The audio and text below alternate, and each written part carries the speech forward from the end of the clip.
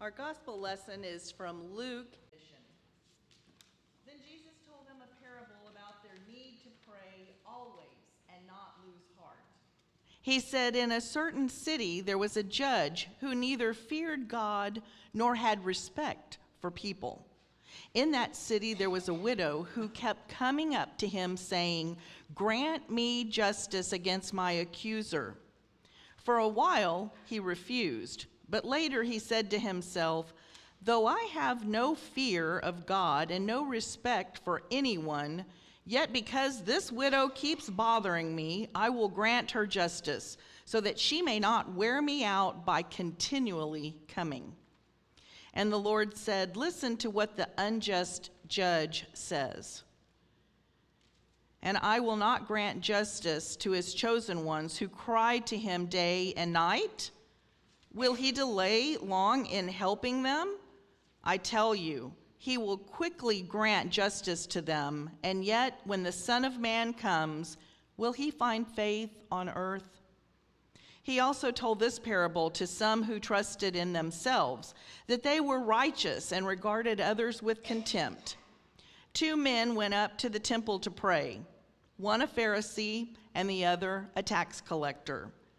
The Pharisee, standing by himself, was praying thus, "God, I thank you that I am not like other people, thieves, rogues, adulterers, and even like this tax collector.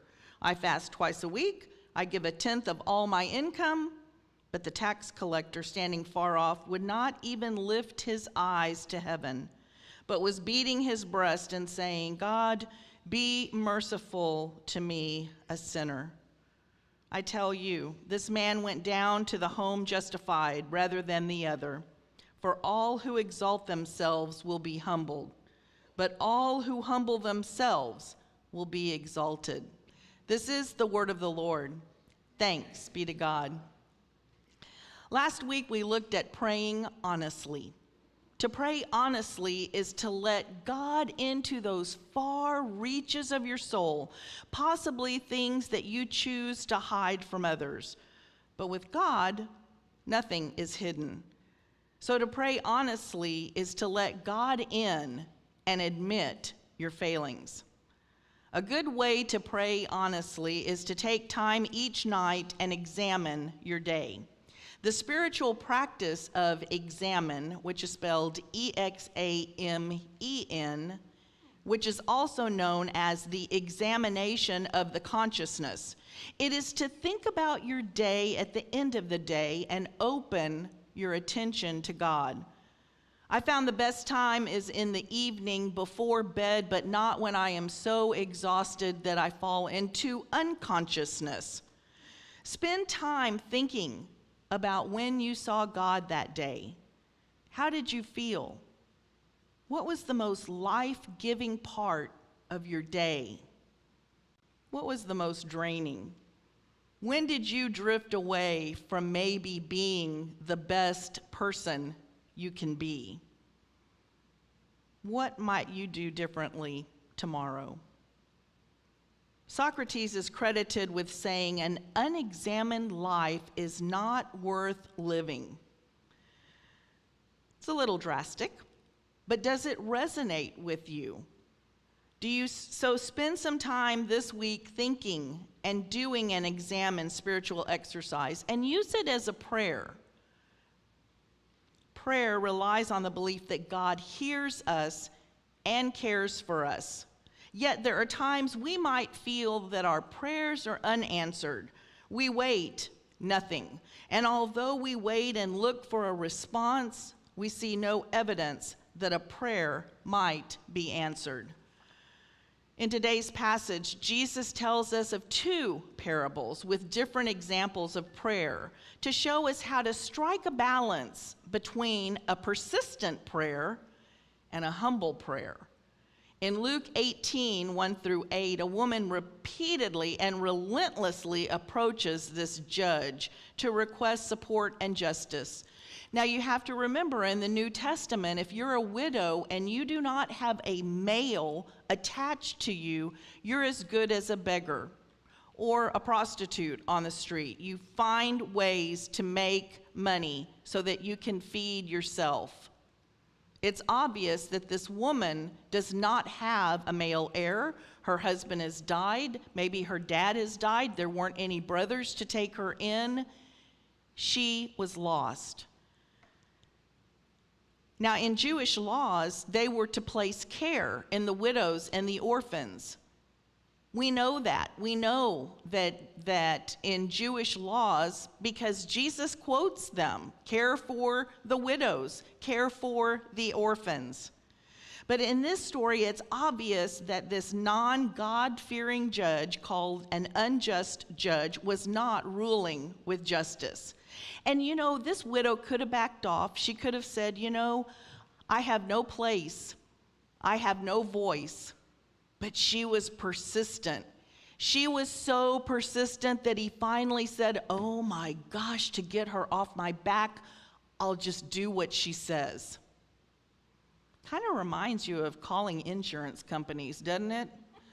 The ones, the squeaky wheel gets the oil. And so in this instance, the widow was a squeaky wheel.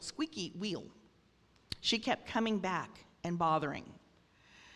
There are times we need to be persistent in our prayers also. We need to continuously pray that homelessness, hunger, world peace, earth care, social justice for all are things that will be in the past. We have to continue praying for them every day and be persistent. After encountering God's presence, Mother Teresa of Calcutta spent years while ministering to the poor, feeling only absence. She could have despaired, but she prayed persistently. She is an example of one who prays during all circumstances as she advocates for health care, food security, education, and other aspects of well-being for people in poverty. We still have poverty today, that's true. We still have those without good health care. But we are a people of hope. We just celebrated Easter, the resurrection. We have hope. And with that hope, we continue persistently to pray. At the same time, Jesus gives us another example. We must temper that persistence with humility, lest we become too entitled or miss what may be a response because we think we already know what the response should be. Prayer calls for persistence because the problem may not be solved in our lifetime, and humility because they require more that we can give. We must call upon God. The second parable features a devout religious man and a tax collector. In one instance, the religious leader is saying, "Look at me, look how religious I am. Thankfully, I'm not like that guy. He's a shyster." Whereas the tax collector realizes his shortcomings and feels inadequate. He can't even look upwards to heaven to pray. As I mentioned last week, one explanation for why we pray rests in a double understanding of openness. Openness about ourselves and openness towards God's will. They open us to the divine dialogue through intentional encounters with the Trinity.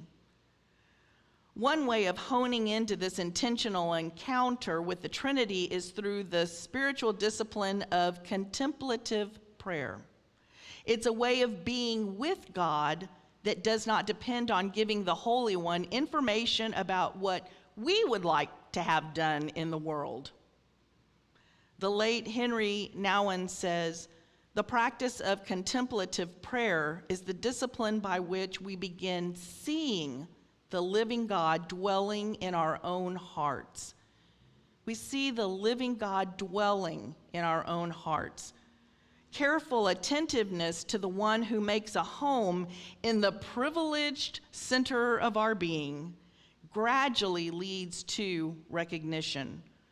As we come to know and love the Father of our hearts, we give ourselves over to this incredible presence who takes possession of all our senses.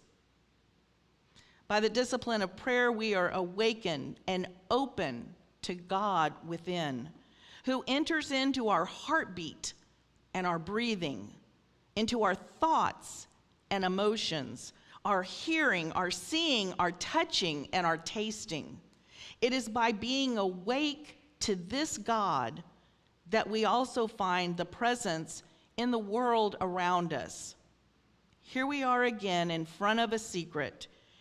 It's not that we see God in the world, but that God with us recognizes God in the world. You've heard the phrase open heart. This is exactly what that means. Make room in your heart for the Trinity. It's going to get quite crowded in there. And as we have the Trinity in, maybe less of you seeps out so that we see God we can see the world through God's eyes because we have opened up our heart for God. Quit telling God what needs to be done and just listen and then walk with God. In contemplative prayer, we rest in God, depending on God to initiate communion and communication. We rest and we wait. Take that experience through the day so that when we interact with others, we are not alone.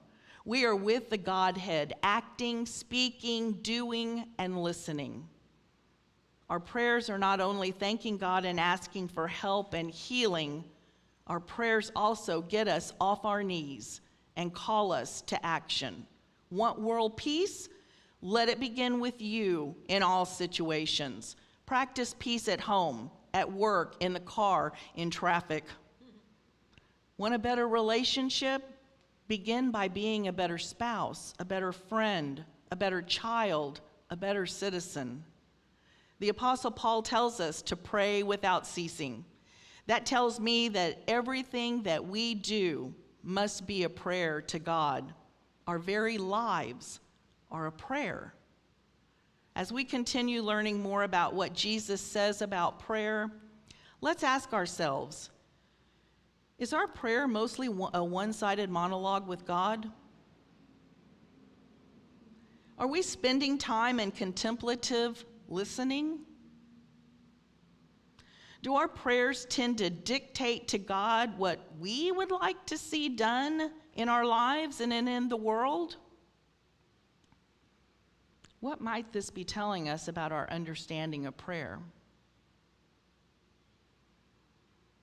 Jesus says, "For all who exalt themselves will be humbled, but all who humble themselves will be exalted."